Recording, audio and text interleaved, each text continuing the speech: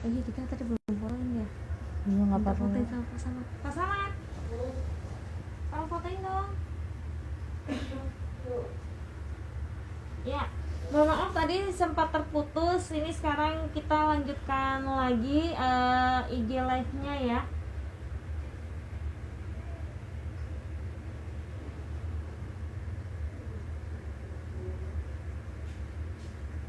Ya. Oke, ya ini tadi mohon maaf sudah tadi terputus. Banyak soalnya yang perlu dibahas nih, menarik sekali. Ahmadi sudah bisa ikut bergabung. Nah, alhamdulillah Pak Ahmadi sudah bisa bergabung kembali ya dengan kita. Oke. Nah, tadi gimana Pak pemenuhan kebutuhan keluarga, tadi salah satu ada yang dibahas mengenai kepemimpinan. Seperti apa Pak? Nah, di antaranya tadi yang pernah tadi disinggung di awal itu tadi, sebenarnya pemimpin itu seperti apa? Apakah kalau di dalam tradisi catatan kependudukan kita itu ada namanya kepala keluarga? Ya. Kepala keluarga itu siapa sih? Siapa? Laki-laki? Kepala keluarga biasanya Laki-laki laki-laki, Pak. tapi kalau Iya, seandainya laki-laki. laki-lakinya meninggal atau Nah, cerai jadi single parent, berarti nah, ibunya ya Pak ya? ibunya kan kepala keluarga. Nah, disitulah tadi ada namanya pemimpin itu kan tidak mutlak harus laki-laki. Dari situ loh ya, kalau melihat dari tradisi pencatatan praktek sesungguhnya, buktinya ketika suami nggak ada pun si ibu juga menjadi pemimpin bagi anak-anaknya. Ya benar. Iya.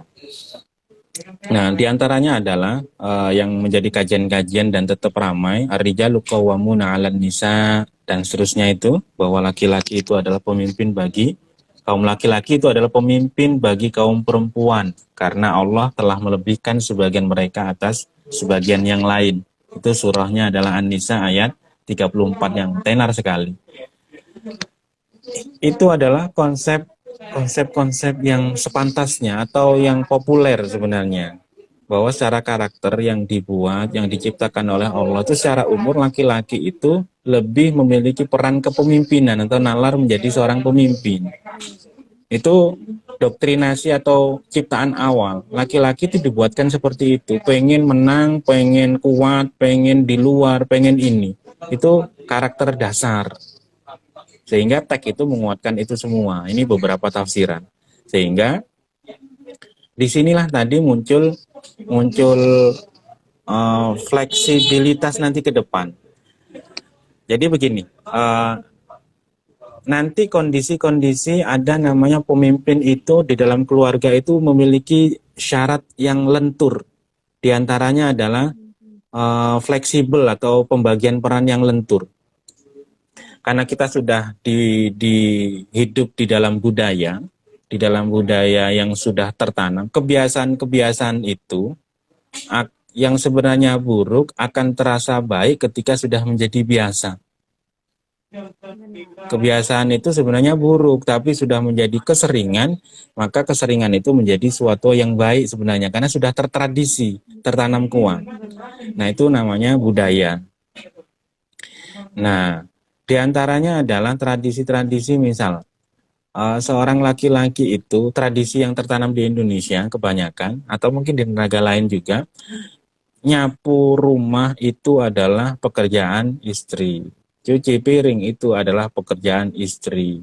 Gendong bayi, sayang, sayang, sayang, di pinggir jalan loh itu pekerjaan istri. Bahkan ke mall kalau anaknya nangis atau pengen disayang lagi masih bayi itu istri. Kalau suami pegang, seolah-olah kacamata atau orang akan berpikir seperti ini. Loh, kurang ajar sih istrinya itu, suami disuruh gendong. Nggak ngerti kah itu? Misalkan lagi ngedot istrinya kemana, itu adalah sudah terbudaya sebelumnya, bahwa pekerjaan-pekerjaan demikian itu adalah pekerjaan si pihak perempuan, yang begini adalah pihaknya laki-laki. Nah, dari berumah tangga itu, yang berumah tangga itu kan kita sendiri, bukan orang sebelah sana. Jadi ketika berumah tangga itu harus pintar-pintar, kita buat budaya baru. Selama budaya itu baik, tidak pernah bertentangan, lanjutkan. Ketika budaya itu bertentangan, ayo budaya itu kurang baik, ayo budaya itu kita perbaiki. Pelan, pelan, pelan. Nah, ketika berumah tangga itu, seorang pemimpin itu harus paling tidak, ketika berumah tangga harus memiliki karakter yang fleksibel. Nanti ketemunya akan dalam kondisi-kondisi begini, Mbak Nia dan Mbak Ataya. Muncul perdebatan karena tadi pemenuhan rumah tangga dalam bentuk pangan dulu, misalnya pangan dan sandang, pakaian, kebutuhan rumah, kebutuhan ini dan seterusnya itu sudah menjadi sebuah kebutuhan yang harus. Karena anak semakin banyak, maka rumah pun harus besar. Anak banyak, makan pun harus punya mobil dan seterusnya. Itu kan sebuah keharusan yang harus bagi sebuah keluarga yang dalam kondisi tertentu demikian. Nah, muncullah tadi ada namanya ide-ide sang suami gajinya 4 juta, 5 juta. Sedangkan seharusnya pemenuhan kebutuhan keluarga itu harus sampai 10 juta, 15 juta. Bagaimana hukumnya seorang istri bekerja membantu untuk pemenuhan kebutuhan keluarga tadi? Apakah boleh seorang perempuan itu bekerja di luar? Padahal tradisi budaya itu perempuan itu harus bekerja di dalam rumah misalkan. Nah, disinilah tadi perlunya obrolan-obrolan dalam membangun rumah tangga tadi antara suami istri. Kalau saya secara laki-laki yang hidup di Indonesia beragama Islam pengennya sebenarnya adalah istriku kamu di rumah saja akan penuhi semua kebutuhanmu. Pengen ke mall, nih uangnya. Pengen mobil, nih duitnya dan seterusnya. Pengennya Senang seperti Pak itu itu. Pak, para istri itu senang banget kalau yang seperti itu Pak. Nah, tapi ternyata prakteknya kan kadang-kadang suami juga penghasilannya tidak banyak. Kalaupun toh banyak mungkin ada, kondisi ada berbeda. Tapi sang istri kadang juga ingin berbagi pengalaman dengan masyarakat luas. Misalkan ingin mengajar, ingin menjadi dokter, ingin bantu, dan seterusnya. Sebenarnya sama-sama punya gaji, kebutuhannya sudah cukup sebenarnya. Nah, disinilah tadi fleksibilitas berpikir tadi. Paham ya? Jadi kalau sudah diobrolkan pasti akan ketemu tadi. Karakter seorang pemimpin tidak boleh egois. Suami istri itu adalah makhluk Tuhan. Sama. Jadi tidak boleh, ini konsepnya, konsep kalau di dalam yang kemarin minggu kemarin kan tidak salah saya singgung itu, konsep rumah tangga itu adalah ada Tuhan, tidak boleh Tuhan, suami, istri. Jangan begitu. Itu akan sedikit berbeda. Kalau konsepnya begini, kanan kiri segitiga seperti ini, Tuhan di sebelah sini, suami istri. Kita sama-sama khalifatullah fil ardi, makhluk Tuhan. Berarti kita mengemban menjadi hamba terbaik di hadapan Allah sebagai suami, sebagai istri. Berarti sama-sama. Jangan sampai suami menjadi penghalang bagi seorang istri untuk beribadah sesuai yang diinginkan Tuhan. Benar. Iya, Pak. Ya. Iya, Nah, ini dari benar situlah. sekali Pak. Ini benar sekali Pak. Maaf, ini sedikit saya Iya. apa tambahan nih Pak. Ini sesuai dengan konsep yang dibangun oleh pemerintah saat ini mengenai PUG, pengaruh utamaan gender, di mana ada peran gender yang setara di sana, sehingga keluarga itu bisa menciptakan kualitas hidup yang lebih baik dengan PUG ini sendiri. Karena kenapa? Yang seperti tadi Bapak singgung juga, peran pemimpi, peran suami sama istri, kalau seandainya suami fokus pada pemenuhan menafkahi aja istri di rumah dengan pekerjaan-pekerjaan yang berdasarkan budaya tidak boleh dilakukan oleh suami, hanya istri aja, ternyata semakin kemari itu menjadi permasalahan gitu ya Pak ya, malah menimbulkan banyak konflik. Akhirnya pemenuhan kebutuhan keluarga juga nggak bisa terpenuhi dengan baik, dengan maksimal. Makanya ini bagus juga adanya program pengaruh utamaan gender gitu. Jadi peran suami nggak bisa nggak hanya menafkahi, tapi juga bisa ikut terlibat dalam perawatan anak, pengasuhan anak, seperti itu, dan menggantikan pekerjaan istri di rumah saat istrinya mungkin lagi sakit gitu ya Pak ya, atau lagi sibuk dan lain-lainnya.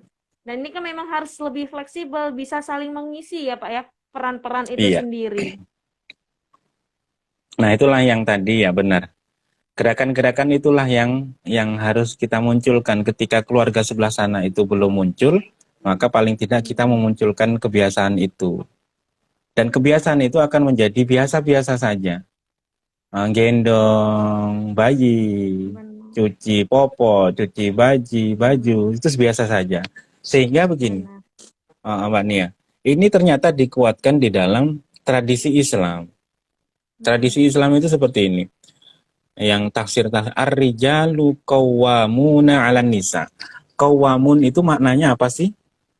Qawwam itu aslinya adalah orang yang sering mendirikan. Qaim maknanya bukan pemimpin, bukan ar-rijalu imamun 'alan nisa. Imam itu pemimpin. Tapi redasinya adalah qawwamuna. Disinilah menjadi perdebatan tadi. Jadi orang yang paling sering menegakkan atau yang menjadi pensolusi terhadap perempuan-perempuan dan seterusnya, dia harus ada di situ semua. Sehingga diartikan dalam bahasa ini sering diartikan pemimpin. Padahal maknanya lebih luas daripada itu semua. Nah, ketika konsep di dalam bersuami di dalam tradisi Islam atau Arab di sebelah sana, Arab ini belajar histori ya. Histori itu suami istri.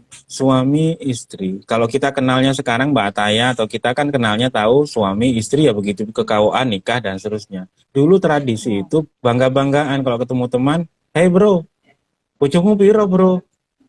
Misalkan, "Koleksimu berapa?" Itu kan 50, 50, aku 70 dan seterusnya. Itu sebuah obrolan tradisi dulu ketika Islam itu datang, itu seperti itu kondisinya. Perempuan itu ya seperti itu, bahwa semakin banyak koleksi di dalam tradisi masyarakat, bahwa baik buruknya tingginya sosial itu adalah seperti itu. Jadi perempuan tidak merasa terhina juga pada saat itu.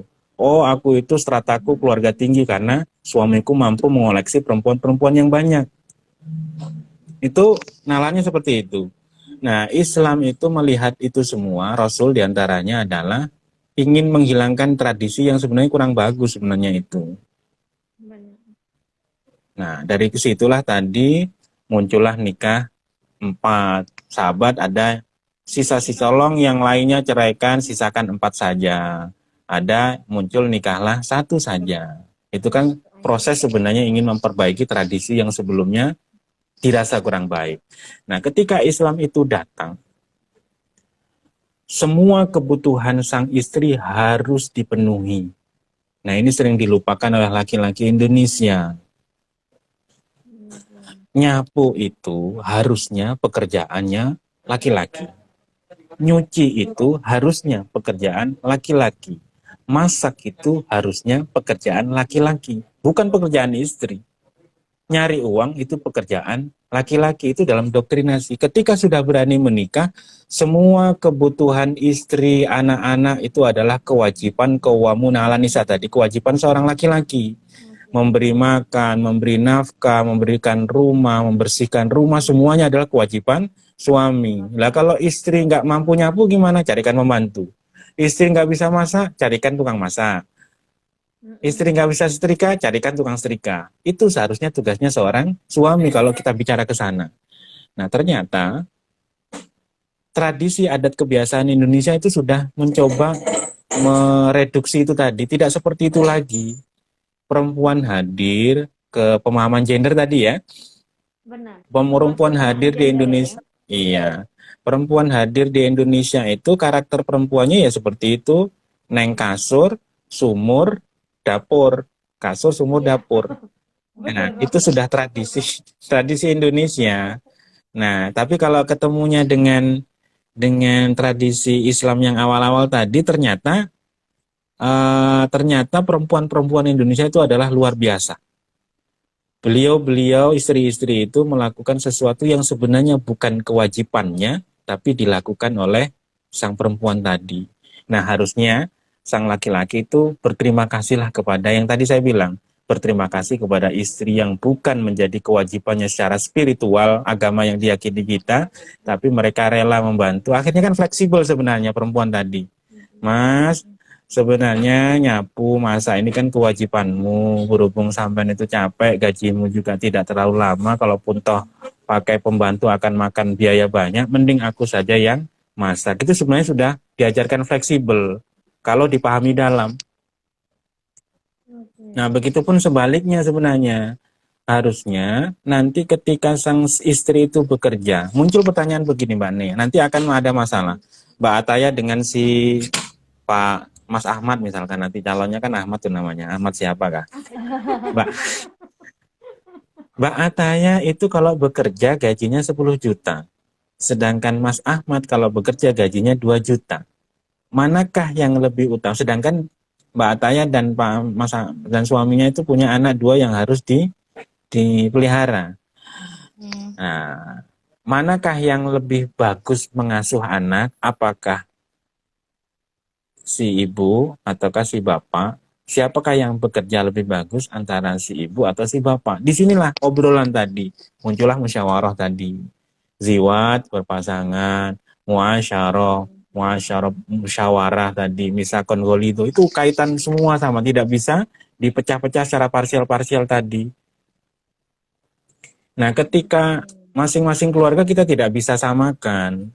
Jadi ketika sang istri itu potensi bekerjanya dan pekerjaannya baik-baik saja ya, dengan catatan ya, karena muamalah itu diperkenankan siapapun itu, selama itu baik-baik saja, maka silahkan. Berarti bagaimana hukumnya seorang laki-laki makan hasil kerja daripada si istri? Ya nggak ada masalah, oh mereka oke-oke saja. Mereka sudah musyawarah, mereka sudah sepakat. Ya nggak ada masalah. Si suami bantu nyapu, gosok, dan seterusnya. Santai. Dan nggak ada istilah ya Pak ya, kalau gaji suami itu milik istri, gaji istri milik istri juga gitu ya Pak ya. Nah itu juga permasalahan yang sering kalau ditanya. Ya ya, yang sering saya tanya. Bagaimana sepakat? Gaji suami, uang istri, uang istri, uang istri. Sepakat? Sepakat. Nah, itu kan itu juga ya sudah menjadi populer di tengah-tengah kita sebenarnya. Padahal kalau di dalam pelajaran lagi, ada di dalam pelajaran kita ada namanya putus kah? Enggak Pak, ini kayaknya Oh enggak. gambar Bapak buffering. Lah iya, ya sudah. Tapi suaranya masih kedengaran nggak Pak, suara Nyambung. Bapak? Mungkin Iya. suaranya apa nih, gambarnya aja nggak apa-apa Pak. Boleh Heeh. dilanjutkan Nah, aja Pak, nggak apa-apa. nah ini kan tadi iya. Begitupun di dalam konsep manajemen keuangan keluarga nanti pun sama seperti kita akan ada obrolan-obrolan demikian tadi. Mm-mm. Jadi bagaimana cara manajer yang nyimpan uang itu siapa? Apakah suami, apakah istri? Di situ sebenarnya obrolan. Karena setiap suami, istri punya karakter yang berbeda. Tidak sama ya. Suami harus begini terus, tidak. Tuhan menciptakan berbeda. Cuma secara umum, suami itu biasanya loss di dalam uang. Biasanya Oke. sering sama teman-temannya ngopi, ngopi itu kan. Itu seringnya. Iya, benar. Istri itu biasanya bahasa santunnya itu namanya irit, bahasa santunnya. Tapi Hemat ya Pak ya. bahasa kasarnya pelit.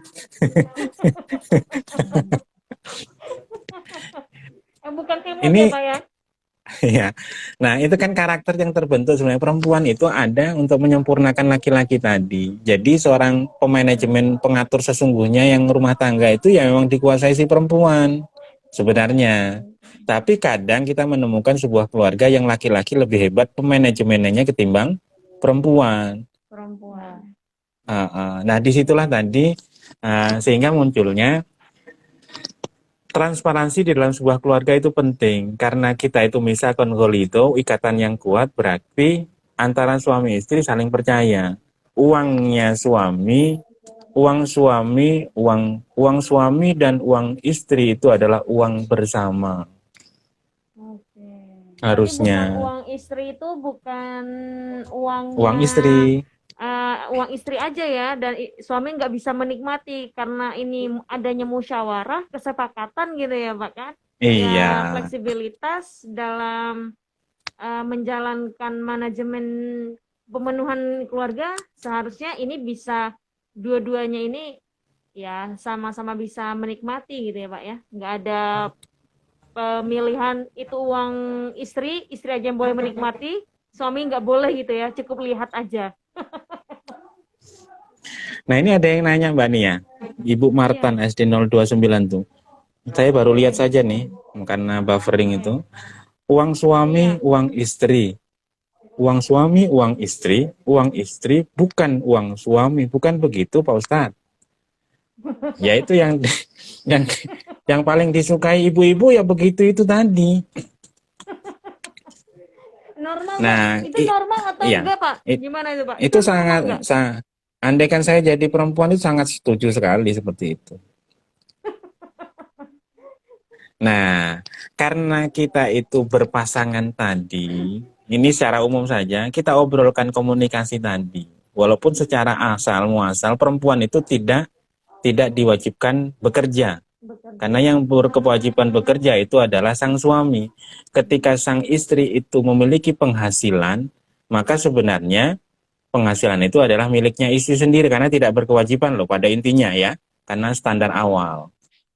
Tapi benar. apa salahnya sih kalau si istri itu memberikan uang juga yang sama kepada sang suami karena kita adalah suami istri. Harusnya kan berpikir ke situ. Sehingga kalau berpikirnya contoh misalkan Ibu Marta nanti sering tanyakan ke orang-orang tadi sudah diposisikan seperti itu, disitulah nanti akan ada konflik rumah tangga ke depan. Kalau sudah masuk ke kantong istri pasti susah keluar. Makanya ngasih ngasihkannya setengah-setengah saja. Ketika sudah Iya Pak. setengah-setengah, iya. Ketika setengah-setengah ketahuan si istri, lah itu uangmu kenapa nggak aku kasihkan kamu semua? Disitulah muncul konflik lagi. Oke. Nah, disitulah tadi sebenarnya tidak harus kaku seperti itu. Kalau memang kondisinya memang begitu, sang istri pandai pengatur manajemen keuangan keluarga, lebih baik masalahkan ke istri semua. Terjadi disitulah intinya adalah obrolan-obrolan di dalam rumah tangga. Baik buruknya rumah tangga itu kan di rumah tangga kita sendiri. Versi di sebelah sana biar di sebelah sana, versi di rumah tangga sesuai dengan kesepakatan kami berdua. Itu monggo. Karena itu pun tidak bertentangan dengan ajaran-ajaran. Ya, Oke. itu Mbak Nia terkait dengan uang yang kayak gitu rame itu. Benar, Pak. Nggak usah. Tapi ini mengganggu pemenuhan kebutuhan keluarga ya, Pak ya. Apalagi Yang mana? kalau kondisi yang sekarang ini kan yang suami kena PHK gitu ya, Pak ya. Jadi bingung nih pemenuhan kebutuhan keluarga mau Iya. nggak mau karena istri yang masih bisa, contoh istrinya ternyata PNS, yang Mm-mm. suami ini ternyata karyawan swasta kena PHK. Ini mau nggak mau jadi apa ini yang menafkahi utamanya harusnya laki-laki, namun karena kena PHK nggak bisa menafkahi, jadinya yang perempuan. Ini berarti nggak masalah ya Pak ya? Kan nggak ada masalah menurut kami. Selaku kita makhluk Tuhan tadi berarti sang perempuan itu melakukan sesuatu yang lebih dari yang seharusnya mereka lakukan. Dia harusnya duduk-duduk di rumah ternyata melakukan membantu tugasnya seorang suami. Berarti kan mulia sekali di hadapan Allah. Benar. Perempuan luar biasa. Perempuan luar biasa. Dan disitulah tadi, iya, ketemunya nanti ada namanya teks Al-Qur'annya saya agak lupa. Tapi secara makna yang dapat kami pahami itu ternyata hikmah daripada hubungan suami istri, al mukminu innamal mukminu yang bantu. Orang-orang mukmin itu adalah wali penolong di antara mukmin yang lain. Itu mana wali ya. Kemudian di antaranya suami istri itu ternyata juga sama penolong antara pasangan yang sebelumnya. Jadi ketika seorang istri memiliki berpotensi untuk masuk surga, maka sebagai wujud balasan bagi penghuni surga tadi diperintah untuk Tuhan kepada Tuhan, pilihlah mana yang pengen kamu ajak untuk masuk surga menemanimu sehingga membuatmu bahagia. Saya pengen suami saya pengen anak saya. Disitulah tadi diantaranya adalah hikmah perempuan. Jadi perempuan itu harus bangga seperti itu. Bangga jadi makhluk atau khalifah Allah yang terbaik di hadapan Allah sehingga nanti ketika anak-anaknya tergelincir atau tidak layak untuk berada di surga, dengan berkah perempuan-perempuan tadi akan seperti itu. Nah itu kan contoh perempuan tadi akan memiliki sifat mulia atau posisi mulia seperti itu kan dengan takdir Tuhan itu juga. ditakdirkan si suami tidak bekerja atau di PHK. Makanya si perempuan memiliki posisi itu. Kalau tidak disetting Tuhan seperti itu, pasti tidak akan seperti itu. Nah, seharusnya kan kita berpikir seperti itu, sesimpel itu. Nah, sehingga ya enak saja lah. Kita ini cuma hidup beberapa tahun ke depan. Nah, kalau punya anak, nah saya ingin Mbak Nia masih lama atau tidak? Sebentar saja ya Mbak Nia ya. Oke, Masa siap, lama-lama? Pak. Nanti tamu saya banyak. Ini banyak fansnya nih Pak. Jadi saya nggak bisa apa nih namanya menghadang Pak Ahmadi nih, nanti takut di demo ini sama tamunya. Nah, kembali saya coba singkatkan tadi. Oke. Videonya masih buffering? Iya nggak apa-apa Pak. Ya sudah. Dilanjutkan aja, yang paling ada suaranya. Tambahannya itu adalah diantaranya tadi ketika berumah tangga itu ingin berapa lama, sehingga nanti akan ketemu permasalahan-permasalahan kebutuhan rumah tangga yang akan kita hadapi, termasuk COVID hari ini. Nah, diantaranya adalah ketika kita menikah itu berapa lama. Ada dikenal dalam permainan kita ada namanya sungai kehidupan. Sungai kehidupan dibuatlah tahapan-tahapan 5 pelabuhan, 5 tahun pertama, 5 tahun pertama, 5 tahun pertama. Itu yang sering kita ajarkan dalam pembelajaran bimbingan perkawinan. Jadi selama 5 tahun pertama itu ingin seperti apa, ingin sampai di mana, ingin punya anak berapa, 5 tahun kedua ingin apa. Ini namanya pemenuhan skala prioritas tadi, skala jangka pendek 5 tahun ini. Jadi yang untuk nanti biarkan nanti, jangan dipercepatkan. Yang paling penting masalah bersalin, sekarang anaknya hamil, istrinya hamil, fokus biaya rumah sakitnya, fokus untuk susunya dan seterusnya. Terus jangan ngurusi semen, lain nanti. Anaknya, istrinya hamil ngurusi semen malah ke lain. Nanti susu dengan semen penting mana? Nggak ketemu sudah. Benar. Nah, disitulah tadi nanti masuk ke dalam ujung-ujung. Nah, nanti kalau sudah kita tua bagaimana? Umur 60-70 tahun kita seperti apa Pak nih, Bu nih, gitu kan? Bayangkan sendiri di usia-usia itu 60-70 tahun rumah kita seperti apa, anak kita nikah dengan siapa, tinggalnya di sebelah mana, kemudian kalau meninggal, yang meninggal siapa duluan itu kebayang sudah. Nah, disitulah tadi ketika kita sudah membayangkan hampir di ujung finish kehidupan kita di dunia, kita tinggal flashback ke belakang. Oh, nanti masalahnya akan ketemunya seperti ini, seperti ini. Kalau suami saya begini, saya harus begini. Istri saya begini, harus begini. Disitulah ketika kita obrolan ini akan menuju ke sana tadi. Sehingga nanti kalau ada masalah, kita sudah punya jurus-jurus di dalam menghadapi itu semua tadi. Ujung-ujungnya meninggal, kalau saya meninggal, ingin ketemu keluarga semua di sana sama-sama. Permasalahan apapun pasti akan mudah dijalani karena Tuhan itu maha baik, maha kasih, maha sayang, gampang saja. Uang bisa dicari, ayo kita cari sama-sama. Oke, benar sekali Pak. Nah, sekarang Pak, kira-kira strategi jitu nih Pak, bagi mungkin yang pasangan muda, yang baru menikah dan pasangan tua Pak, nanti biar jangan dibilang nggak diperhatikan gitu ya Pak. Apa nih strategi yang tepat dalam pemenuhan kebutuhan keluarga yang itu efektif dan efisien, jadi sesuai, sehingga nggak akan terjadi besar pasak daripada tiang gitu ya Pak. Nah, gimana Pak? Oh, terkait pemenuhan dalam finansial ya. Jadi tadi yang seperti apa lebih tepatnya contohnya? Itu mungkin nggak hanya secara materi gitu ya Pak ya, mungkin yang tadi ada imateri ini seperti apa gitu Pak. Iya, kalau secara umum tidak bicara tentang finansial ya, karena kalau bicara kebutuhan lebih besar pasak daripada tiang tadi kan identik ke situ. Jadi secara umum pemenuhan kebutuhan apapun itu konsep dasarnya adalah ziwat tadi. Ingat, kita itu hidup berpasangan. Pasangan itu berarti menyatu. Kalau nggak ada satunya berarti bukan pasangan.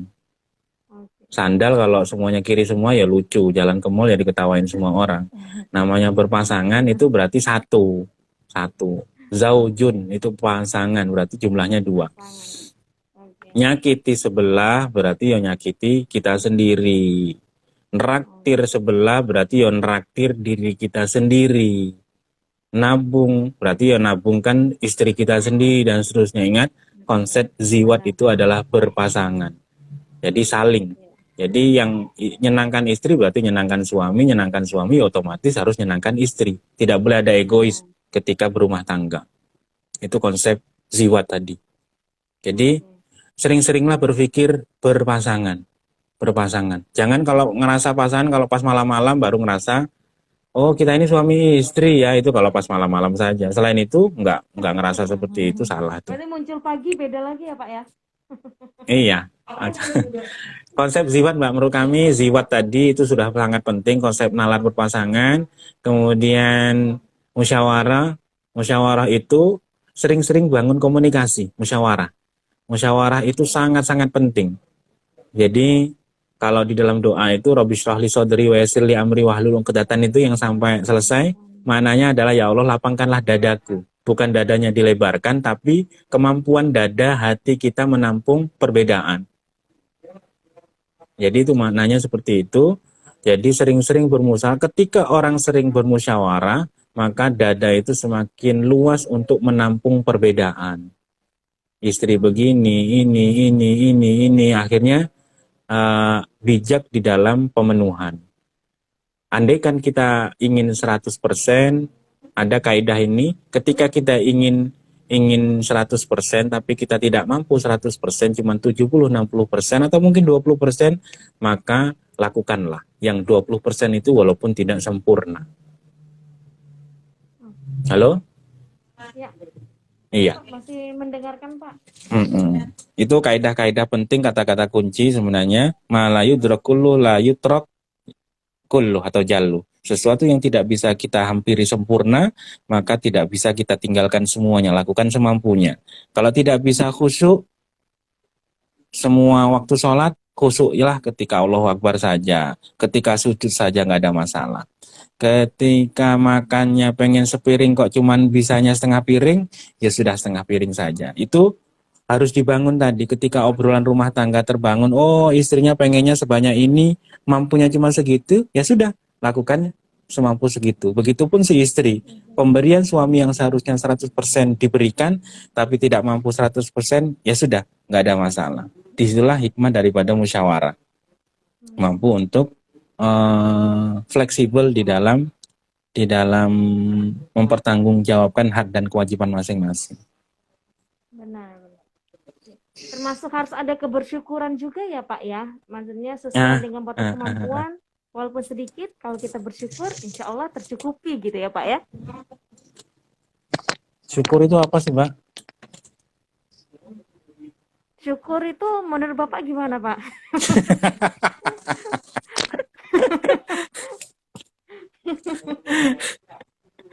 Nah, ya sudah.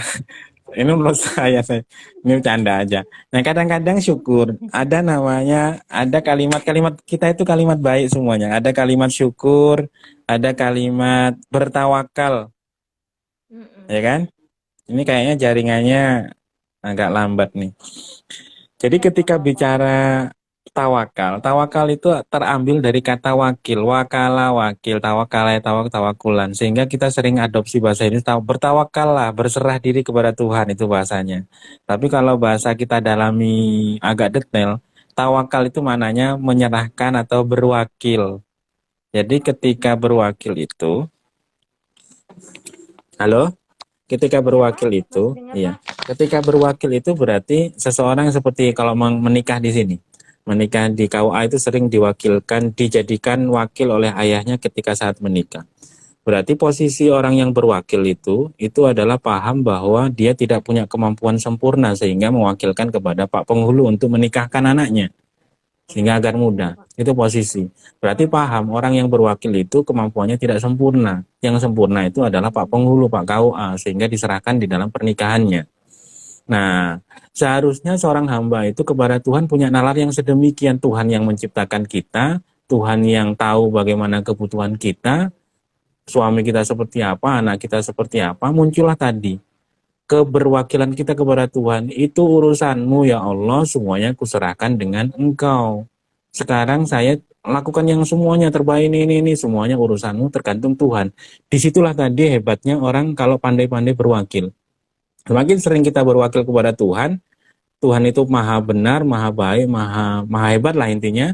Pasti posisi pikiran kita itu akan fresh, nggak mungkin salah. Kalaupun toh gagal akan terus maju dan seterusnya. Itu makna wakil bertawakal tadi, sehingga muncul ketika mendapatkan hasil-hasil yang tidak sempurna atau tidak kurang menyenangkan, muncul sifat-sifat syukur tadi. Terima kasih Tuhan, pasti ini yang terbaik, nanti pasti akan lebih baik lagi. Orang yang pandai bersyukur, maka Allah akan tambahkan nikmatnya, karakter kekuatannya.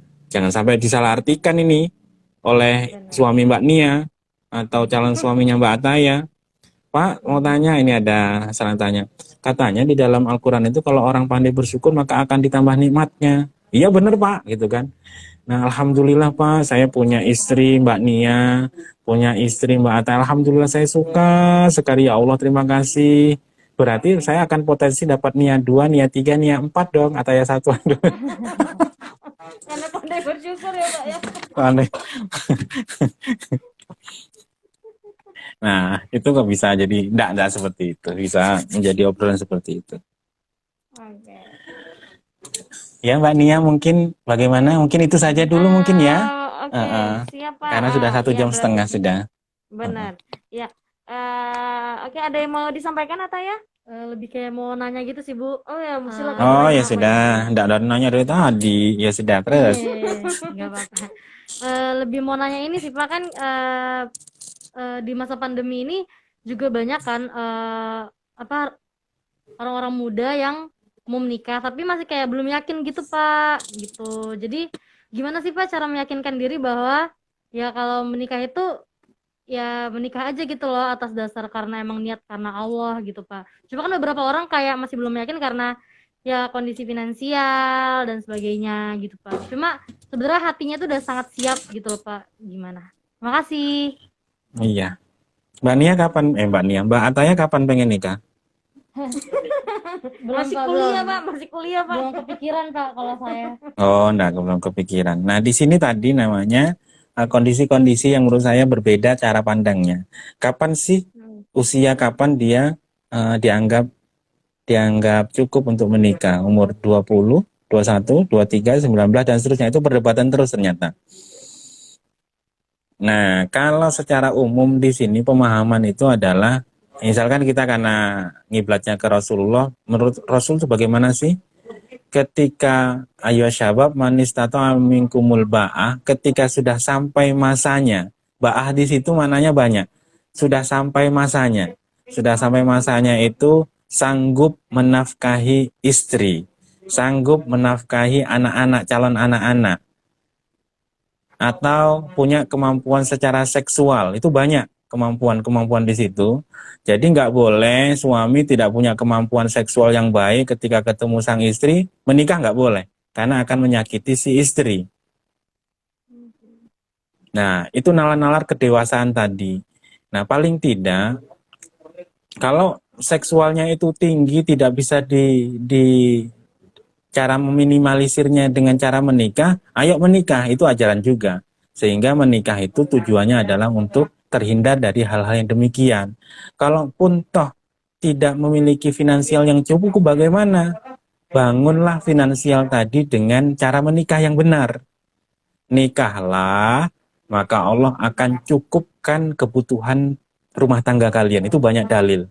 Nah, diantaranya tadi ternyata keberkahan-keberkahan, kembali ya, keberkahan rumah tangga itu punya rizkinya masing-masing. Mau percaya tidak percaya pasti ada itu. Rizkinya istri itu ada, rizkinya anak itu pasti ada. Nah, ketika paham konsep itu tadi, sang suami harus, ini yang sering kita rasakan, laki-laki itu akan semangat bekerja ketika ada istri. Itu ternyata terpacu. Ketika melihat anaknya nangis, dia semangat bekerjanya. Ketika anaknya pengen beli ini, dia semangat kerjanya. Itu ternyata kesadaran-kesadaran itu muncul dan ditemukan. Dan secara umum, laki-laki itu lebih memiliki uang atau uangnya safety, tertabung dengan benar ketika saat menikah. Itu diantaranya bukti-bukti yang ada. Nah, dari situ semua sebenarnya pilah-pilah menurut saya dari pertanyaan Mbak Ataya tadi, bagaimana cara memantapkan itu semua bagaimana? Pilar-pilarnya tadi, pilarnya itu berpikirnya panjang ke depan. Saya itu ingin makhluk Tuhan, ingin jadi makhluk Tuhan seperti apa ke depan, meninggalnya seperti apa. Sehingga ketika menikah jangan cuma modal cinta, tapi tambahlah modal-modalnya tadi, syarat-syarat. Selain pasangan yang kita suka, karakter berpikirnya tadi si istri itu dididik oleh keluarga-keluarga siapa, karena kita nanti akan meminimalisir dampak perseteruan di dalam rumah tangga. Perempuan atau istri atau laki-laki yang tidak dididik dengan pendidikan yang terbaik oleh keluarganya masing-masing, nanti ketika kita menikah, kita akan mengalami perdebatan sengit saat bermusyawarah. Itu pilih-pilih. Tapi kalau cuman syaratnya yang penting cantik, yang penting ganteng, yang penting suka, itu nikmatnya cuman beberapa bulan saja. Nah, paling tidak ditambahlah beberapa kriteria-kriteria tadi. Kriterianya seperti apa?